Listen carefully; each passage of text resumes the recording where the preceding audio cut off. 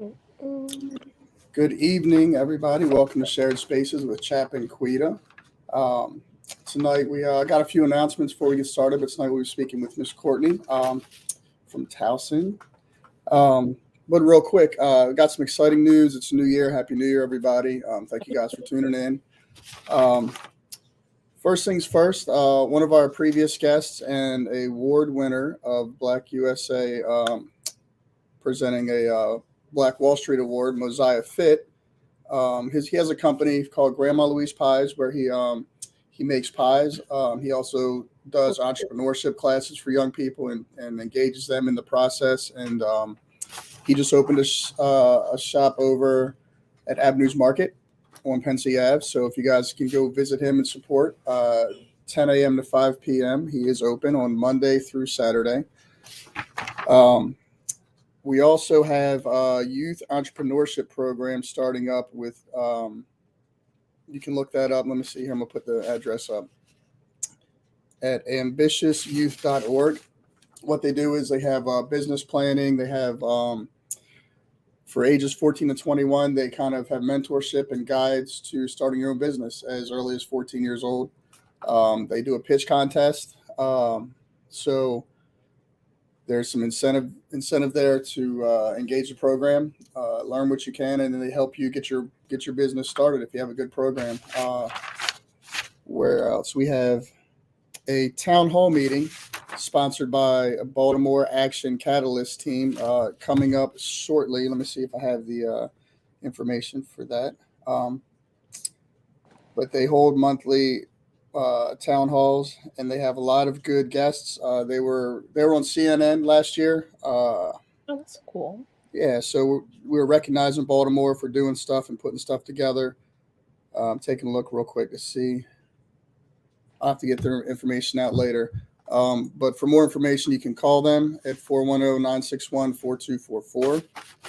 Uh, there's also this Saturday at Lake Montebello, there is a family walk supporting victims of human trafficking and raising awareness for human trafficking with Monique Smith Person, who is part of a documentary that was done called Black and Missing on HBO. So good job, Mo.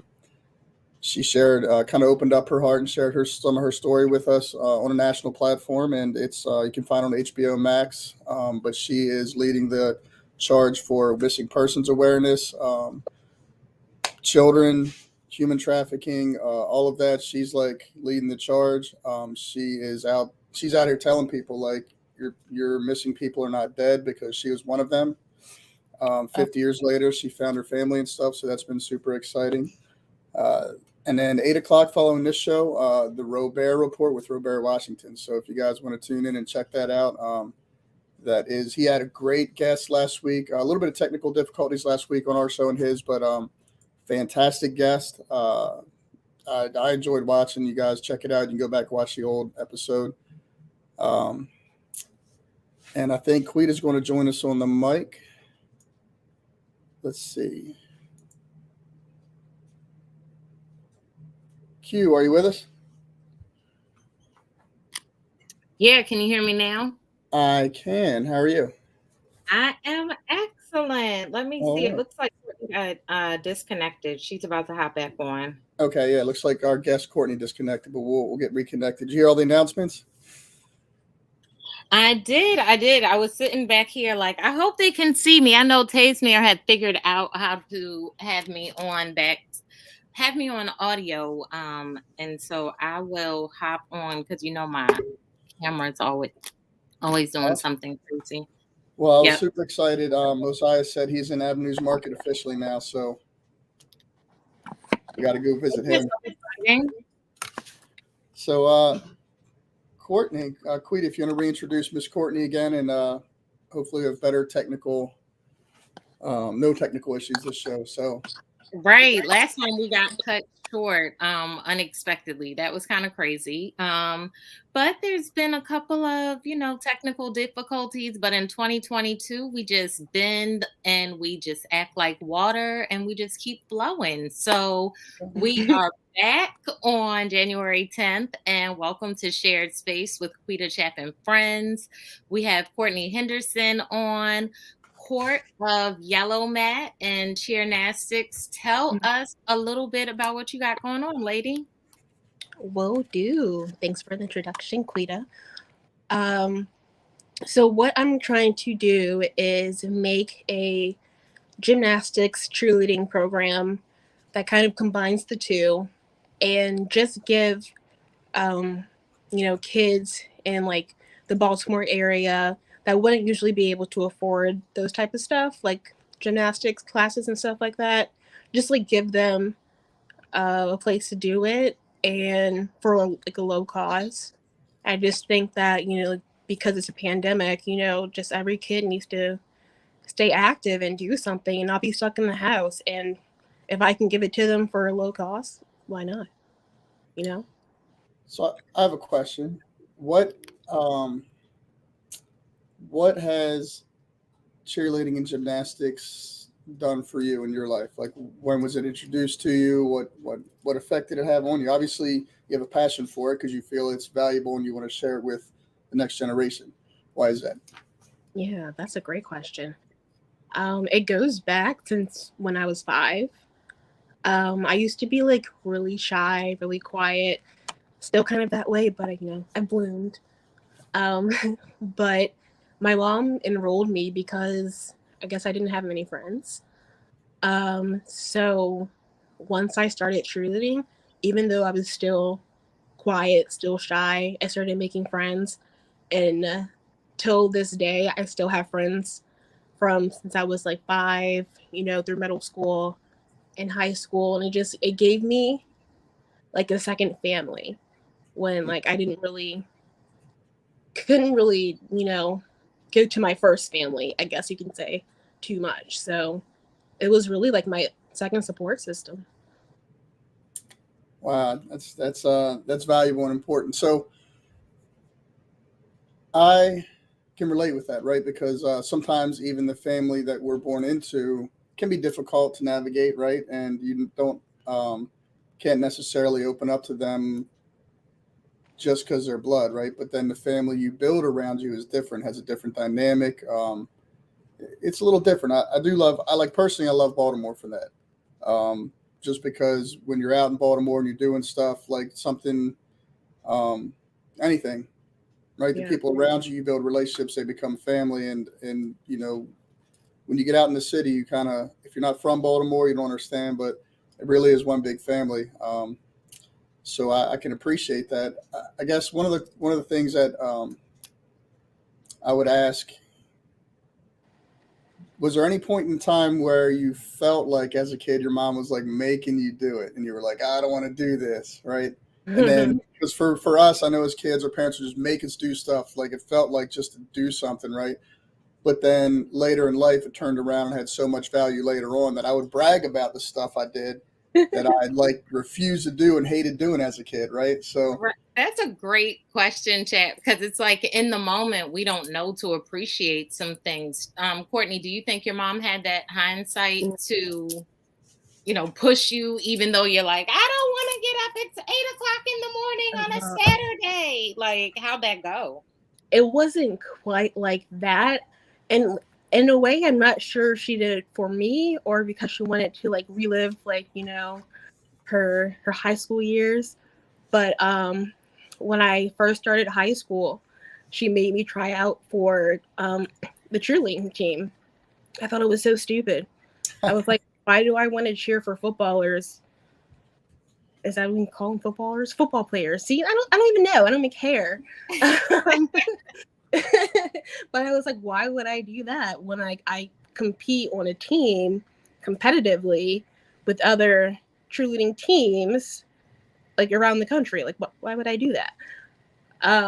She made me do it, so I tried it out. I made varsity freshman year and kept going. Um, And so when I was on the track, you better believe she was in the stands telling me to do a cheer. And I'm like, stop, please stop. This is embarrassing. No one else's parents do this. But yeah, she definitely made me do that. And I have to say, and like during it, I was like, ugh, I'm going to hate this. Looking back at it, I'm glad I did it. And here you are wanting to share that experience and hand that torch off to the next generation. So thank you, Mom, right? Right. And I think it's so timely, especially with, we jokingly call him Omarion in these streets. The Omarion variant. And it's just like, it's very timely because I think it was reported that at least 12 schools went on virtual hiatus today because of so many outbreaks. So this would give kids, the option to do something a little bit different than what they've been doing in the past. And I think that this would be a great pastime and something to get, people moving and grooving a little bit differently. I think it's super timely. Right. Yeah. And also, if we could make it, I'm sorry, Quida. No, go ahead. Like, we can make it virtual too. Like, I would gladly do like virtual classes, just to get more people in there without having to come in close contact. Right. It makes sense. It definitely makes sense. Yeah. Chap, did you all have any type of virtual programming at any of the recs that you've been at in the past? You're trying to get me in trouble talking about the recs. I don't, Okay, you know what? But there was. I'm not going to say specifically at the recs, but during the pandemic, there were people doing virtual dance classes. In fact, my director, her daughter was doing virtual dance class. And I could be wrong, but with people from Towson, actually, from your school. But there was definitely a virtual presence for dance, and I'm not going to say gymnastics necessarily because that's more equipment involved, but the dance and the cheer was definitely being carried on virtually during the meat of the pandemic, and probably still right now. I don't have any specific examples, but I know that it was happening. Yes. Parks and Recs, I would say, I don't think we had anything specifically doing that, or we're set up to do that when I was there. So, but yeah. So let me ask you. You said you did cheer competitively, right? So where did you get to travel because of your experience or because of your engagement in that sport? Well, I was at like a smaller gym, like a smaller name gym. So we kind of stayed along the East Coast, but I went to like Ohio, Indianapolis, and then Florida. So I say that those were probably. Oh wait, no, I went to Texas once. That's pretty significant because I can walk probably half a mile right now around my house in Baltimore City, and count on one hand how many teenagers from Baltimore can say that they've been to 4 different states, right? So there's value in that. Yeah, and to be completely honest, Chap, like that's not unique to Baltimore. Like a lot of cities, 80% of the population hasn't been outside of that city or lived outside of that city. So being able to travel, like a lot of people, we take it for granted because we've been doing it as children, hopping in car, driving state to state, coast to coast, not even thinking about it. But most of the population has not been outside of their city, which is why we have these polarizing ideas and these, marginalized situations, especially with the way that social media kind of perpetuates that kind of stuff. So this is, I think, really, again, timely because anyone can cheer. It doesn't matter your color. Anyone can, tumble. It doesn't matter your background. Because to your point, Chap, a lot of this does cost money, but you can tumble without equipment. Like you just need a mat every now and again. You're right. Like just get your towel or something for it. Like tell us some of the ways. May I call it a yellow mat? Exactly. Get your yellow mat. So, Court, tell us some of the I feel like this is kind of one of the ways that we bridge those kind of gaps. Do you feel like this is one of those programs that can do something like that? Oh, definitely. I think it has so much potential just to not only like bring kids together and like build that sense of community, but if I can like make a rec team or something and just have them travel, maybe even just like throughout Maryland and maybe like Pennsylvania or something, that would be awesome. So I Yeah, and think there's a tons of like possibilities. I think that should be a significant just thought process as you're building your team and you're building your program up is considering the opportunity for travel, right? Um, and consider the spaces you can get children in for different experiences because it's valuable. I'll tell you, as a kid, I was in the Maryland State Boys Choir, and I hated every minute of it. Right, but now I tell people as an adult, like I sang the national anthem at Memorial Stadium back in the '80s. Oh my god. I sang in the orchestra pit with Baltimore Symphony Orchestra at the Lyric Opera House as a child, right? Right, So right. like I'm bragging on stuff that like I hated that my parents made me do it. I was embarrassed as a kid, like I'm in a choir, right? But this dude, Mr. Frank Semino, Mr. Steve Holmes of Maryland State Boys Choir, them I grew up with Steve. He's a director now, but me and him were in a choir together. Mr. Frank Semino is the founder, and this guy took a bunch of kids from Baltimore, and he took us on tour through like South and like 12 years old maybe, right? Went to South Carolina, sang in Georgia, Florida, and now 20 years later, he's handed the torch off to Stephen, and Director Holmes has taken kids overseas to Great Britain, Australia. Like Dr. Hood Mincy's another one with the choir group called the Singing Sensations Youth Choir, and they are phenomenal. She takes these kids overseas, like to other, not just other states, but other countries, right? Just kids from Baltimore, but she's created a platform where they can travel and have these experiences that change their perspective, that broadens their perspective.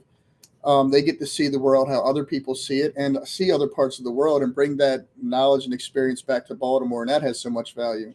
That's, Um, yeah, it's amazing. Like there's just I can't even imagine because I've never left the country. I've left the borders in the Navy, right? But I never went to port anywhere.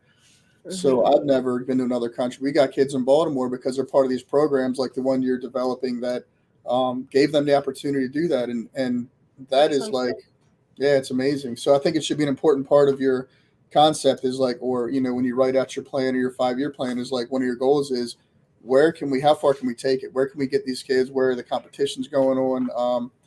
Or just even set up your own, like you find another person like you doing it in another state and say, hey, will you host? Or hey, we'll host. Bring kids in from out of state. Like you guys want to bring it to Baltimore, that's where it's at, right? you would Right. think All, yes. all that Yeah, has I think value. it's a great idea, Chap, especially the idea of like a traveling cheernastic team and building that cheernastic network outside of Baltimore, being able to partner with other gyms and bring in other children. But one of the unique things I think that Courtney is doing is, Courtney, you're not just working with any group of children. I mean, you are working with any group of children, but I think when we were talking, you were letting me know that you work with children who are autistic in the past. Is that still a part of your passion? Is that still a part of the vision with Yellow Mat, or is that separate? How does that work out for you? Yes, for sure. That is definitely in my vision. Um, so I'm currently in school getting a certificate in autism studies. So Awesome. thank you. That's a really big passion of mine. And the Yellow Mat is an inclusive program, so anyone can join, as long as you're like under 18. And I will have a special class, specifically for those with disabilities, so I can kind of accommodate them, like all together, and give them more attention. But also, they can just join like a regular class. Like it won't be anything that they can't do, and if they can't do something, then we'll adapt. We'll make it work.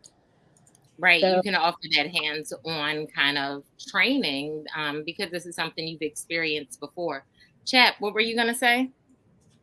So what is the yellow mat? Tell me more about that.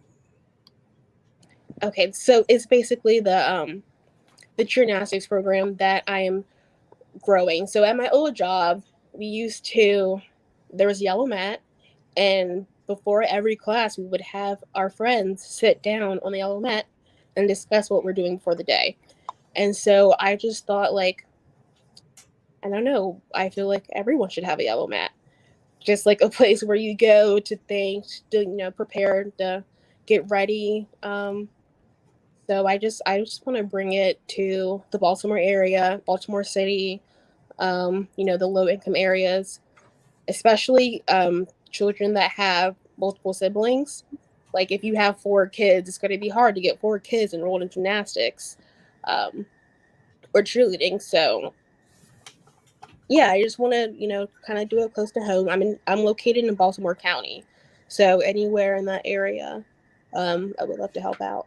Yeah, I have a friend whose daughter is a cheerleader, and she, cheers competitively, and they are always on the road. They are always spending money. Like, it is not a cheap thing. It Like, is not cheap at all. It is a big business. Like cheer celebrities, that's a thing. cheer celebrities, tell me Cheer more.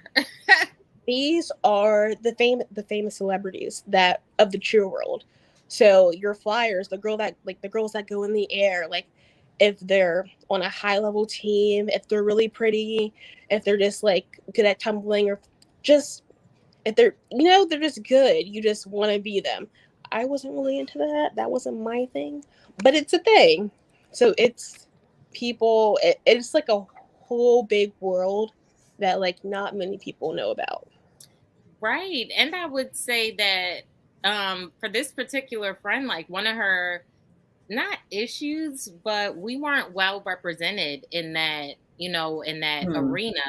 Do you see that that is still an issue? Like, even as you move up in ranks, like, does it get worse, or does it kind of just stay that, we know we're about 20% and it just remains 20% all the way through? I will say I feel like majority of competitive cheerleaders are probably white. Um, but when you get into areas like Glen Burnie, um, there's significant it's more black. So it really just depends on area. But like the higher up you get, the more whitewashed it gets. I'm not gonna lie.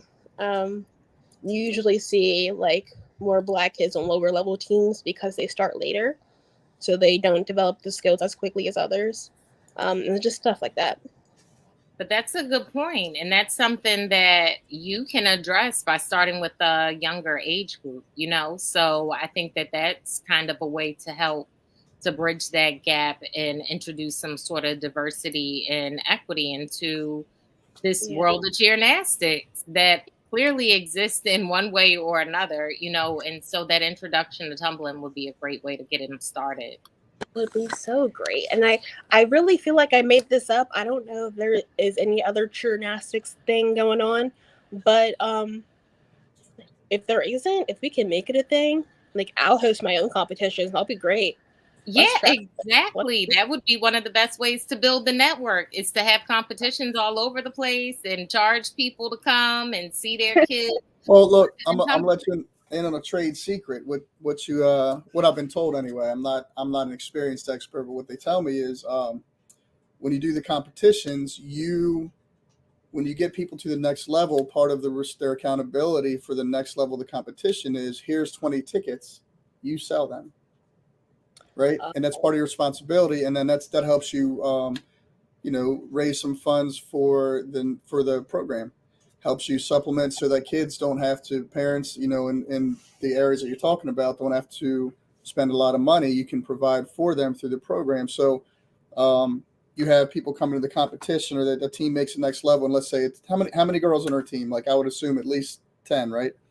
And you say to those 10 kids, hey, each of you sell 10 tickets for $5 a piece, and those 10 kids have 10 tickets to sell. And Granny's going to buy one, and Unc's going to buy one, right? So even if it's just family, even if there were, let's say $5 a ticket, like one team just raised $500 for your program. You know, Oh my so God. just something to think That's about. so Yeah, smart. yeah. That wasn't me. That wasn't me. But that's one of my brothers out here who does. He does things like this, talent contests and stuff. And he said that that's one way to help support the program and keep it running without necessarily going like just like knocking on doors and cold calling people for money. You just the Right. people that That's are a part of it huge invest in it. sustainability strategy. Like in so many ways, I'm just thinking of how that one builds community. Like two, now you're almost not forcing people, but it's like, hey, you are They got skin in encouraging. the game. Yeah, exactly. And they have to talk about it and be able to, sell it per se, but your tribe, your community is gonna want to come and see you and support. But now it makes sure that when you come, you have 20 supporters. And those are the people that's gonna cheer on your team during the competition. So that's a great way to build community, circulate that black dollar, keeping it in the community. You know what I mean? It Well, checks all the boxes. I also want to share that like my youngest son, he does gymnastics over at I think it's called Baltimore County Gymnastics or something on Rossville. He goes once a week. Um, the relationships built there too, like beyond your vision for bringing the experience to the kids is the relationships they'll build with each other.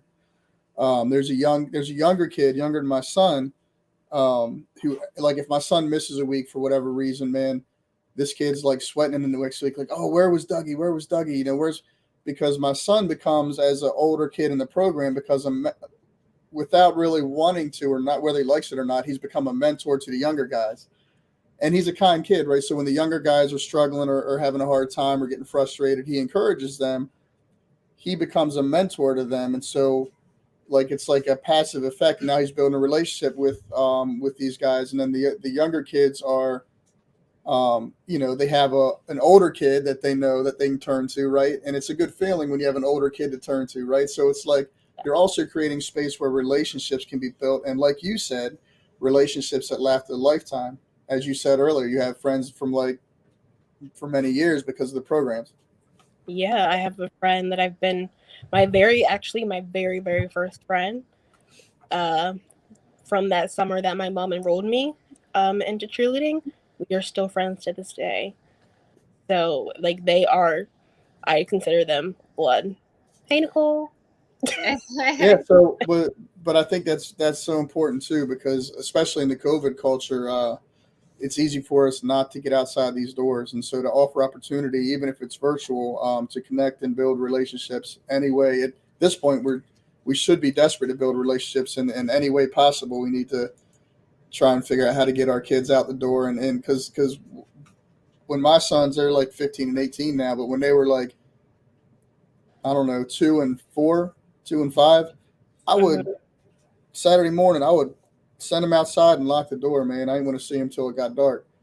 I mean, they were toddlers, and we had we kept an eye on them, right? But like, go out there, make friends, drive around in your little Power Wheels, pick up your buddies, like make dirt pies. I don't care, but like go be social, right? Go make connections, and um, in fact, my son just got back from Florida. He's from Jacksonville, Florida, and he was able to work this summer with his little with it. I hate that saying. I almost say with his little business, but he started a business at 18. Started landscaping. It's not Wow. right. That's not nothing little about that, right?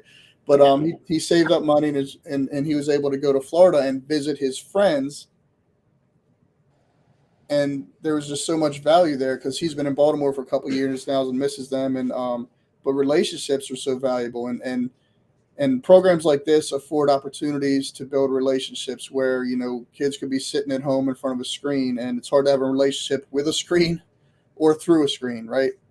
Yes. So yeah, I'm man, sorry. Thing? say Just again. by the way, the screen thing, like how kids are just sitting in front of screens. Um, I don't know if there's a trend going on, but I've noticed that handwriting is getting worse. And then just like fine motor and gross motor movements are just not excelling as fast as they used to. Hmm. I think because kids aren't playing like they used to. Like they're not going outside. They're not running and jumping. Like they're not doing all that stuff. They're like moving their thumbs.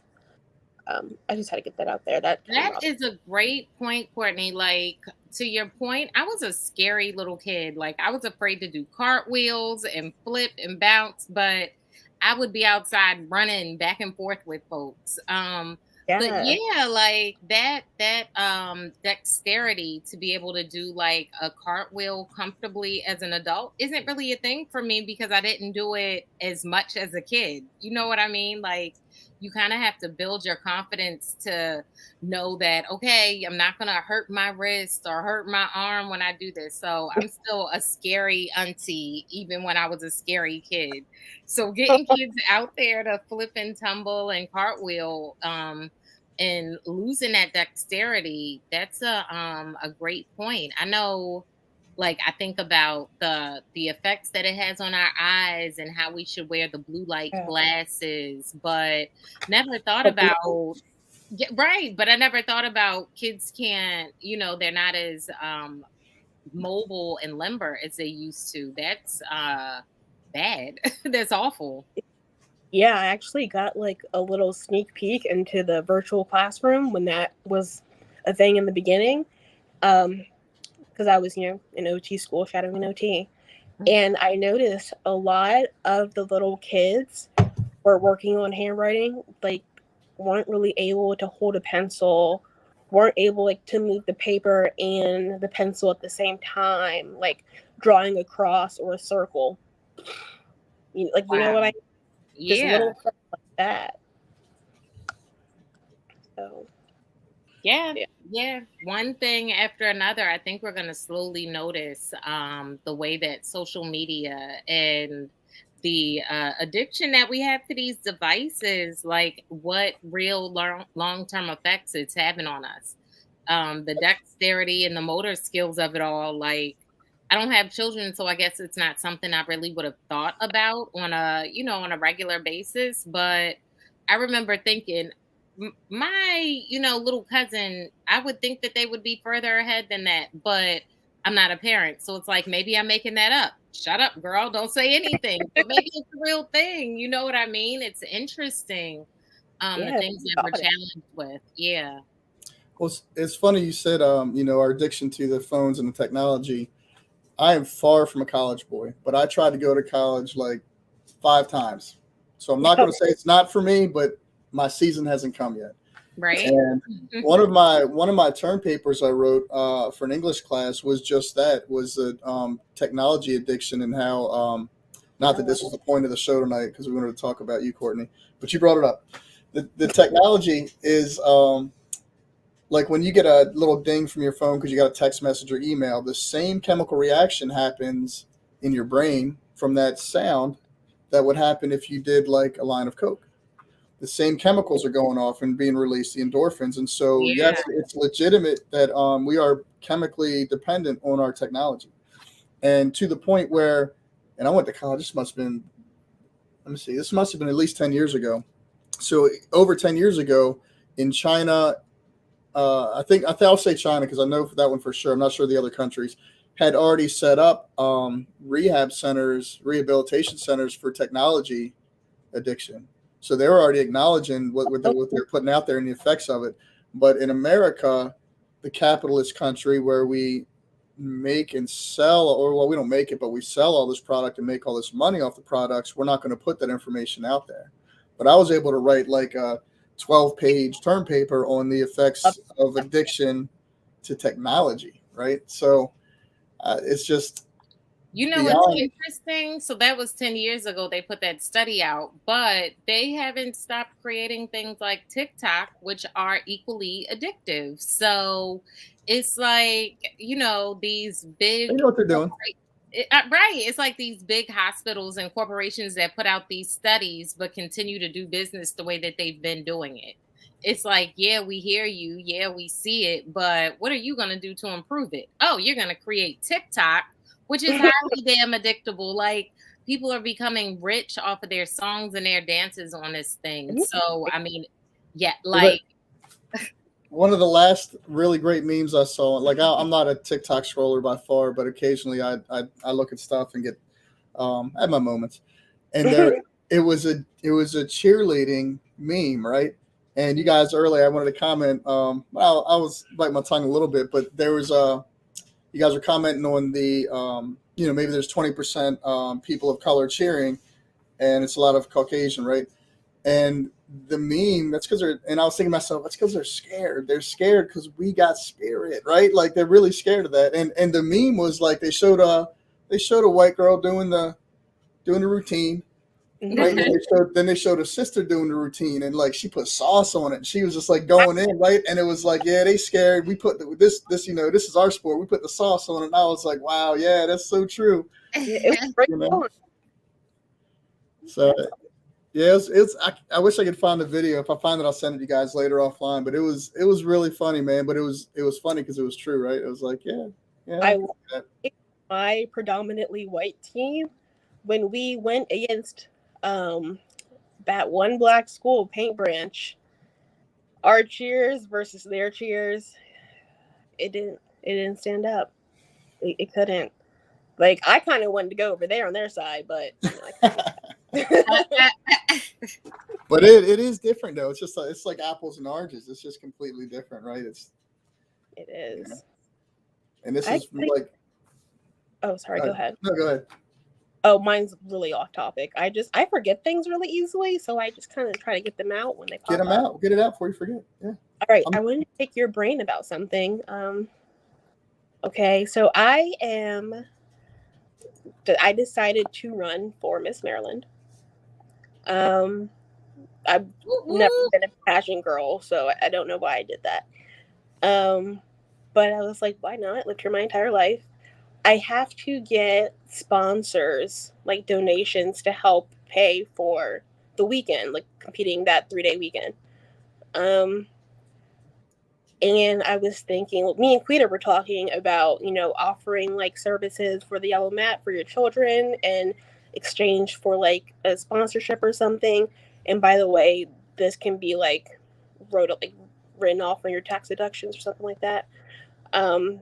But do you have any ideas of how I can raise money in that sense? Like, you know what I mean? Yeah. So we are on the show. So you just shared the needs. So anybody watching, you guys, you definitely know how to contact me and Quida.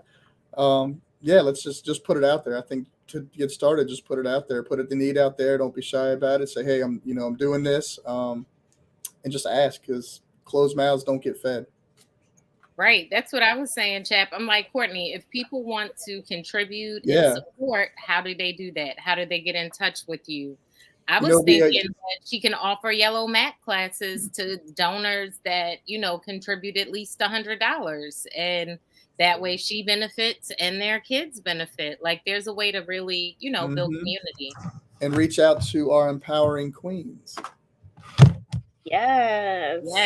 We've got the empowering queens sisters that can certainly take that request and see, maybe if not donate, maybe we can develop a strategy to help you raise some money. Absolutely. Oh, well, thank you. So, that's just working thing. I'm really trying to build that up. So Miss Maryland. Okay. So look, next time we have you on the show, you gotta show a little bit of what you got going on for Miss Maryland. Okay. Okay. Yeah, I'll give you a little fashion show. There you go. Runway walk. So since you brought it up, tell us about Miss Maryland. Like, what's going on with that? Like, because that's not, Chap and I are not pageantry gentlemen or gentle ladies. Okay. Honestly, I don't think I am either. But I think I just saw an ad like on Instagram one day for Miss Maryland. And I was just like, why not? Like, ever since the pandemic started, I'm just like, life is so short. Like, why not make your story fun? Like, make your story exciting. Like, even if I hate it, I'm going to look back at it and be like, wow, I did that. So. Or even if you aren't as successful as you expected, it still goes on your resume. I was a Miss Maryland pageant participant. Right. Yeah. Yeah. That's very true. Because even if it's not your thing, you'll meet, I'm sure, young people through this program you're developing that would be interested in that. And they say, Miss Courtney, how do I do this? You'd be like, well, let me tell you, because I've done it before. Here's what we do. Right? Yeah. That's, Yeah. I need your brain like in the little like in my You'll- pocket.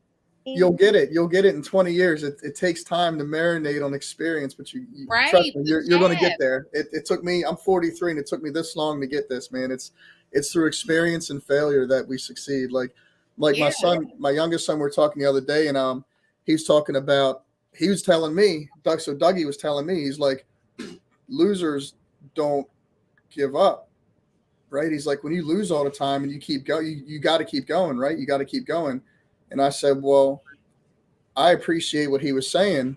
I said, but if you don't give up, you're not a loser. I said, the loser gives up. I said, if you can't win and you keep going, like that You're is not the a win. loser. That's Is the experience. win, right? That's success, man. Is that you keep going, you gain experience, you build experience. Like my son was able to start a successful landscaping business Awesome. because I failed to do so, and I knew all the things not to do. Start, I'm like, ooh, don't do that. Ooh, don't do that. But then I also knew who to put in front of him who was successful. Earl Young, a couple of guys we met just out working. Like we're out working, and you would think there's a competition, a competitive spirit out there. But once I saw a young person of color out here cutting grass and trying to start a business, all the other black owners that they came across, they took them under the wing, and they said, look, man, here's my number. If you need equipment, call me. If you need help quoting a job, call me. So it was like, but it wasn't because Dad was a successful business owner. It was because I'm not successful, but I don't give up and we find a way. And that's what helped him be successful, was that experience. So you turn the L to a lesson. yeah, like somewhere along the line, I heard that Thomas Edison lost 3,000 light bulbs. He failed making 3,000 light bulbs before he invented one that worked. So imagine if he gave up after the first one, like a lot of kids in this generation. Oh, I don't like that. I can't do it. We'd be in the dark right now. Oh my, we wouldn't have phones. We wouldn't have this life. Or somebody else would have figured it out. Oh, true. So no, that's a really great point. That is a really great point. Like in so many ways, my thing is I'm thinking about how representation matters, and I'm thinking of little kids like tumbling and cheering and being like, hey, that is Miss Marilyn. Like I know who Miss Marilyn is. I right. With Miss Marilyn, right? Like that's a big thing. Like it still shocks me when people are like, "Oh my God, you're the lady from Baltimore Homes." I was gonna say that. You took my line, yeah, because I'd be out in the neighborhood and I'd be like, I know Quida with Baltimore Homes. Oh, we know her. Yep. And it still blows my mind that people know who I am before they know who I am. Like that's a really big deal, and representation matters, so I think that can be uplifting and encouraging as well. So Joey says, congratulations on stepping out of your comfort zone. Yeah, thank you. I appreciate it. It's hard. It really is hard. But you will grow. Regardless of the outcome, the fact that you took the step is what is the catalyst for the change. Yeah. You have so many good quotes. I just want to write them down. They're all from other people. I collected all the good stuff. You should see. It's funny. I have a Bible at the house, and every time I hear something good from somebody else, I write it down in the little side notes of my Bible. And so, like, I show my sons all the time. I'm like, when I die, this is like the book right here, bro. It's got all the best advice and clever little things I've ever heard, like in my lifetime. If they made the Bible, then they're gold. I like that. Right. It sounds like that needs to be a book of like encouraging. I could make a little book of wisdom. I could, a little Baltimore wisdom. Yep. Yeah. I mean, look, people always put together 50 books of encouraging quotes, 100, 100 affirmations. You could do 10 and people will buy it because it's important in Baltimore. Like, gotta do something because all of us, I'll tell you what, all of us need to document our story in our own words. Otherwise, if we do something significant and if we don't tell our story, someone else will, and they'll twist it to their benefit. Do you know what's crazy, Chap? Like, this is completely off topic, But with the whole January 6th insurrection of it all just passing, I keep wondering what the history books are going to report happened on January 6th, Well, 2021. so far they're reporting the only non-peaceful transition of power in the history of the United States. Wow. Right? Because there's always a transition of power from one president to the other, and this was the only one that was met with violence. So that is what they're reporting so far. That's what the history books are starting to trend with. I cannot. I can look. I met a dude today. I can't wait to get him on the show, Quida. His name's Byron. And he put me on with what is it? Let's go, Brandon. You heard that phrase? We're not going to talk about it tonight. No, that's what I thought too. This guy at the hat said, "Let's go, Brandon." I said, "Oh, it's a Brandon Scott hat." And he looked at me, got the sideways of his neck, and he's like, "You don't know Let's Go, Brandon?" I'm like, "I don't know Let's Go, Brandon." He said, "Man," and he told me. So I'm gonna let you all leave it to you to Google it. Let's Go, Brandon. But it has to do with the president. We have now President Biden and stuff. So, but man, this guy was definitely a politically hype, wound tight guy. Like a lot of energy. Can't wait to get him on the show. But I might have to save him for Donnie's show. I might have to introduce him to Donnie and let Donnie pick him apart because this guy was like way too high strung on politics for me. I'm like, dude, I got enough politics like just from everyday life in Baltimore. I don't watch the news. That's not our ministry. That is not our ministry. That's Donnie's ministry. Like he dabbles in the politics and he navigates it well. That's really not. Yeah, he's a sniper, man. It's not. That's crazy. Okay, so that definitely just basically "Let's Go, Brandon" is a derogatory meme towards Joe Biden. So, yeah, I'm not surprised. I wouldn't have thought that. Yeah, you'd have to see the video. It's like a little 20-second video. So, Well, we got about 5 minutes left. Any last words, Courtney? I will put out there for you my last words for you. Anyone watching, you can reach out to me and Quida. We can put you in contact with Courtney to, let's see. We definitely want to help her develop the cheer gymnastics program. So anyone interested in that and partnering with her, anyone who has space where we can do the program, anyone who has any kind of vision for doing it virtually, and anyone who wants to support her in doing Miss Maryland, even just being, like I said, a participant can help raise awareness to the program that you're developing. And so I wish you luck in all that stuff. To our viewers who are watching, if you know somebody, it doesn't have to be you, but if you know somebody who wants to reach out and connect and support this young lady, because she's just getting started, we're going to have her back on the show. So just reach out to us and get connected. Quida, any last words before we give it to Courtney? Yeah, I really appreciate Courtney coming on and sharing her vision for cheernastics, even if it isn't something that, people are recognizing widely or globally. I do believe that one day, someday, it's going to be just a regular thing and kids are going to be out here flipping and tumbling on their yellow mats and knowing who Miss Maryland is and understanding the importance of building community and going to college. I think all those things kind of embody who Courtney is. And, these kids would be great to continue to learn from her, as well as the parents to benefit from this opportunity for their kids. So if anyone's ready to support, reach out to us. Baltimore Homes is always cheering Courtney on. She supported us in several different ways. She came out to walk with the doc. She came and served at Lake Clifton. So, Courtney, let's hand it over to you. What are your last words and how do people get in touch with you? Oh my gosh, I should have had that plan, right? Well, I just want to thank you guys both for just saying everything you said. I feel like you guys kind of recapped it all. Just keep the yellow mat in mind if anything comes up, what Chap said. And, just anything would be helpful for the Miss Maryland sponsorship. If you know anyone, or like just even $5, like anything matters. So get in contact with Quida or Chap, and they can get in contact with me. And I just want to thank everyone for listening to me ramble and whatnot. I told you confidence is hard, so I'm trying. So thank you. Yeah, listen. Thank you.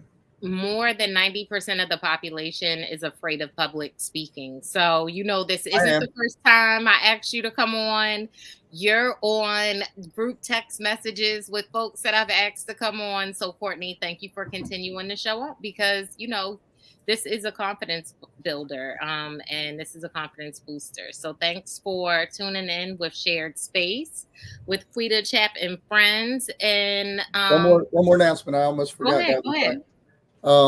The Creative Influence has been extended through March for Saturday morning grocery, specifically produce giveaway, starting around 10 o'clock at 2555 Harford Road at Reach Partnership School. They'll continue to give away the produce boxes until at least through March of 2022. They've been extended. So that was a final announcement, made it in the door.